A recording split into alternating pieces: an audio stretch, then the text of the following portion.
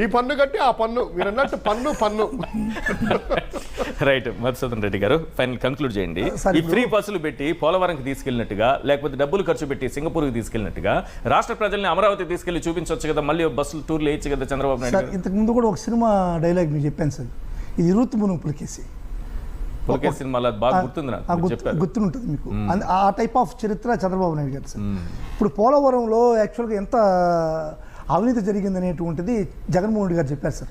2014-19 మధ్యలో కనీసం ఈ స్పిల్వే కట్టకుండా ఈ యొక్క కాపర్ డ్యాము ఈ యొక్క ఇది కట్టేస్తే వాల్స్ కట్టేస్తే డయాఫ్రమ్ వాళ్ళు నీళ్లు ఎట్టపోతాయి, ప్రవాహంలో నీళ్లు పోవు కదా, అవి కొట్టుకుపోతాయి, మీరు ఫస్ట్ స్పిల్వే కట్టండి అని చెప్పి జగన్మోహన్ రెడ్డి గారు డైరెక్షన్ ఇచ్చారు.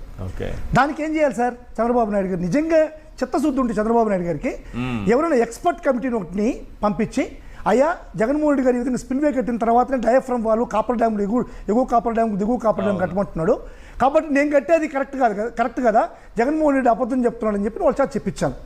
అట్ట కాకుండా ఊరికి ఒక బస్సు ఎక్కిసి పసుపు చొక్కాలు వేసేసి వాళ్ళు పంపించి ఈ విధంగా మీరు చెప్పిన పాటలో జయం జయం చంద్రన్న భజనలు తెప్పిస్తే ఆ ధర్మం సార్. ఎంత సార్ భజనలు చేస్తే పోలవరం కంప్లీట్ అయిపోయితే చంద్రబాబు నాయుడు అవసరం లేదు, ఇంకొకరు అవసరం లేదు సార్. మా ఊర్లో కూడా భజనలు చేస్తారు సార్. మా ఊరు నుంచి సార్ అదే సార్, ఇప్పుడు అమరావతి కట్టట్లేదు కదా, అమరావతిలో వాళ్ళకి ఏం అర్థం కాదు, మొత్తం చెట్లు చేమలు అక్కడటువంటి ఏం అర్థం కాదు జనాలు తీసుకెళ్తే. ఏడకపోతే నదీ ప్రవాహం కనబడుతుంది కాబట్టి తీసుకెళ్ళి ఒక అమ్యూజ్మెంట్. ఇక్కడేం లేదు సార్, అస్తవ్యస్తంగా ఉంది, దానికి తీసుకుపోతే పరుగు పోతుందని చెప్పి ఎవరిని తీసుకుపోవట్లేదు. ఇంకొకటి సార్, ఇప్పుడు సింగపూర్కి పోయారు సార్ చంద్రబాబు నాయుడు గారు. ఇంతకుముందు సింగపూర్కి పోయి పాపం అసలు సింగపూర్లో కరప్షన్ అనేటువంటిది జీరో సార్. కరప్షన్ జీరోగా ఉన్నటువంటి ఆ ఏరియాలో కూడా మన ఈశ్వరుడు అనేటువంటి ఒక మంత్రిని కరప్టెడ్ చేసి 27 కరప్షన్ కేసులు ఉన్నాయి సార్ ఆయన మీద. 27 కరప్షన్ కేసెస్, 12 నెలలు జైలు శిక్ష సార్ ఆయనకి. ఇటువంటి పరిస్థితుల్లో చంద్రబాబు నాయుడు గారు వీళ్ళు పోయి వాళ్ళు మార్చేస్తారు. అక్కడ నేర్చుకునేది లేదు, ఇక్కడ తీసుకుపోయి అక్కడ నేర్పించేసారు కరప్షన్ సార్. ఇదే విధంగా 6 మంది పోయి ఉన్నారు సార్.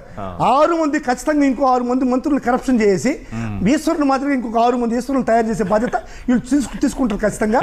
సింగపూర్ని కూడా నాశనం చేసే పరిస్థితి కల్పిస్తారు sir. Right, thank you sir. Madhusudan Reddy గారు చర్చలో పాల్గొన్నందుకు. ఇంద్రనీల్ గారు థ్యాంక్ యూ అండి. అలాగే శివశంకర్ గారు థ్యాంక్ యూ అండి, చర్చలో జాయిన్ అయినందుకు. ఇది వాటి చర్చా కార్యక్రమం.